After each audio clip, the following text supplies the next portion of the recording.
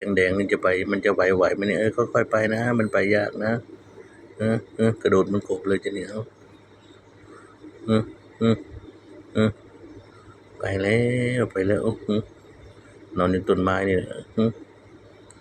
อันนี้ก็สีสันใหม่ๆอยู่เลยนะเข้าใจออกแบบเนาะดูแล้วเนี่ยปื๊ดปื๊ดปื๊ดปื๊ด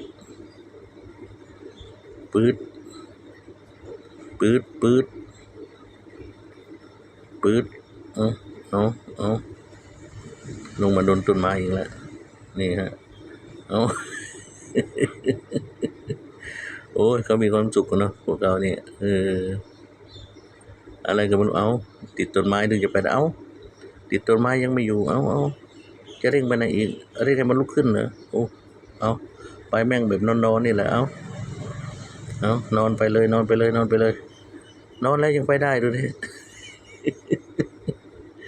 โอ้ยมันดื้อถึงขนาดนี้เลยเอาหงายท้องหงายไส้อีกมั้งเอาโอ้ยเครื่องมันอยู่ข้างหลังเหรอโอ้เครื่องมันอยู่ข้างหลังเหรอนี่โอ้ไฟลุกเลยนั่นน่ะไฟลุกแล้วแล้วคนจะไหวนั่นน่ะโอ้โหดูดิโอ้